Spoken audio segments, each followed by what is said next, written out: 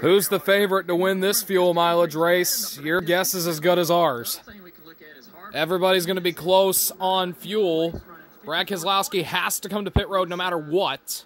He cannot make it.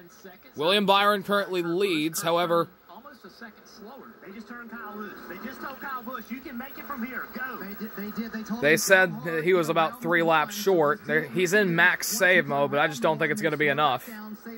Then Kurt Busch, Denny Hamlin, Kyle Larson, Kyle Busch are the next group. 18 to Kyle Busch. Their team thinks that he has enough fuel to be able to make it to the end. And get this, Kyle had a broken transmission earlier in this race, or at least something like that. It may not have been broken transmission, but he was stuck in 4th gear, and they couldn't get him unstuck out of 4th gear. He said, all right, let's go. We can make it from here. We got to beat the 18. So when the 18 launched, did he push the 11 into doing something that now, want to do? Did he just being stuck in 4th gear may cause the 18 to not burn as much fuel when going into the corners by slowing down more. Broken transmission might end up winning him the race. It would seem miraculous to me, but that's pretty much how the year has gone. Some guys benefit off of bad brakes, while other guys like Chase Elliott succumb to bad brakes. For Brad. Let's listen into the 24 radio. Great. We are saving enough fuel to win this race. Max save. All we're doing is watching the guy out back. All right, there you hear it. They're saving enough. The question is, can they save that much and hold off Hamlin, who's basically... They're trying to save enough fuel for Byron to try to win this race. However, Byron only has about a 4-second lead on the kit and caboodle of Hamlin, Kyle Busch, Kurt Busch, and the rest of them. They've already let the 11 go. Their team has notified him to try to run this thing out. Kyle Busch behind him. Kurt Busch trying to save fuel right now. He was leading this bunch for a bunch of laps, so he had the least fuel mileage. Then Larson. Bubba's running up there. Brad just came out of pit road. He's going to get himself a solid finish out of this, running in 7th. Ryan Preece trying to save fuel. Kevin Harvick, one of the first guys to pit for his final pit stop. He's in 9th. He was in the catbird seat if everybody ran out of fuel, but I think that's Keselowski now. And then Ryan Newman in 10th. These guys may have timed this perfectly to be able to go push that 24. He was just told to pick it up just a little bit. They saw that gap shrinking. Tab Boy the spotter keeping him apprised. Said pick it up just a little bit. Nothing crazy, but pick it up. The gap is now down to 2.5 seconds. We still don't know if any of these guys are going to be able to make it on fuel. Did these crew chiefs calculate it correctly?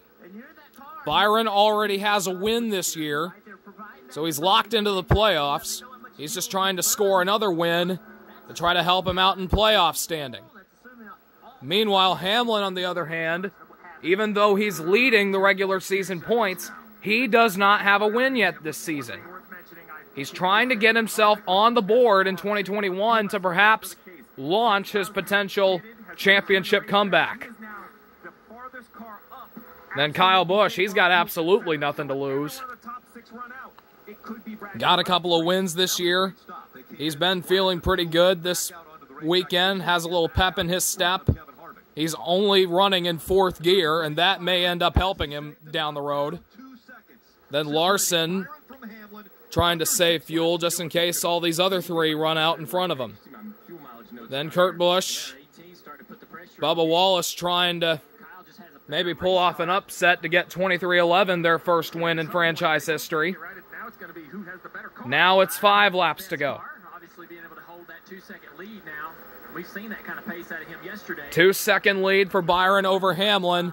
But once again, the question is, what is the fuel situation when, or let me rephrase that, Is anybody going to run out of fuel? If so, who and when?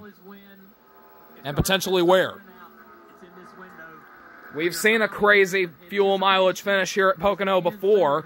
That was in 2015. Joey Logano was leading late, trying to save enough fuel. He ends up running out with about 4 or 3 laps to go, while Kyle was trying to pressure him. Second place, Martin Truex, behind him, ran out of fuel with 2 laps to go. Kyle Busch takes the white flag. He sputters as he takes the white, and he couldn't be able to make it around as Matt Kenseth got past him. And Brad Keselowski, after running into a bunch of his pit crew, ended up finishing second behind Matt Kenseth. That was a very crazy finish when I saw that live. Something that I had not seen since 2009 Michigan, when Jimmy Johnson ran out of fuel coming to the white. Greg Biffle takes the white flag first. Then he runs out of fuel on the backstretch, and Mark Martin ends up winning the race. Pulling the reins back is the move. Now it's Hamlin versus Kyle Busch for potentially the win if the 24 runs out. I love the conviction of that. Yep. Right?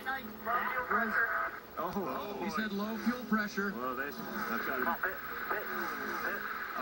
to go. Called him pit road and he didn't get there. Already by the pit entrance. Who's that?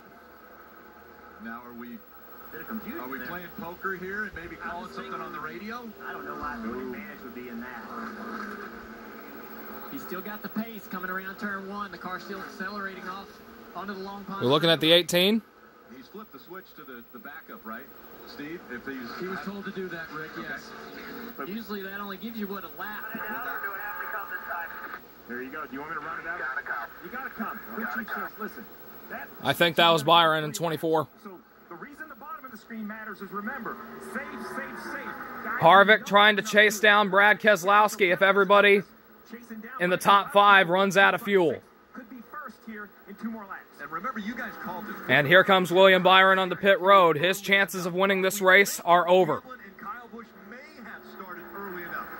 So now Denny Hamlin versus Kyle Busch with 2 laps to go.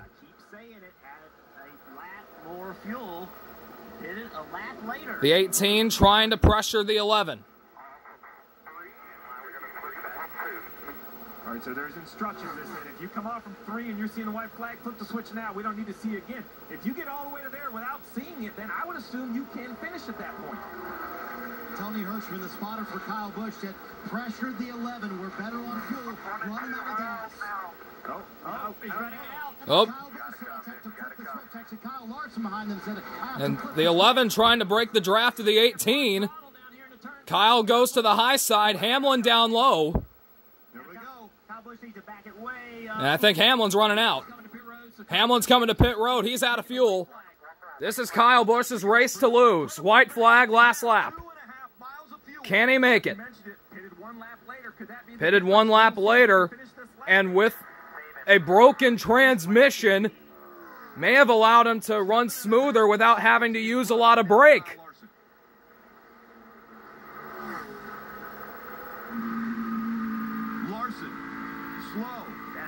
Chastain running out of fuel. He slid up the racetrack. Maybe a flat tire. Kurt Busch out of fuel. Now he's 8 seconds in front of Larson and still under power. I think he's got enough. Can he make it all the way?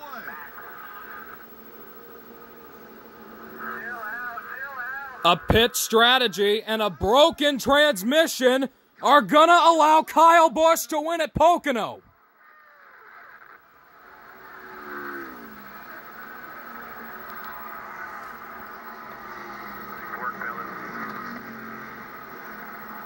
Say what you want about fuel mileage races, but that was entertaining to me. That was exciting all the way to the end. Hey, you know what? Let's make our... I was talking about bad brakes earlier. Kyle has a bad brake. He uses it to his advantage. Chase has a bad brake, and it ends up biting him in the tuchus. And Kyle Busch is able to win this race at Pocono. That is ridiculous.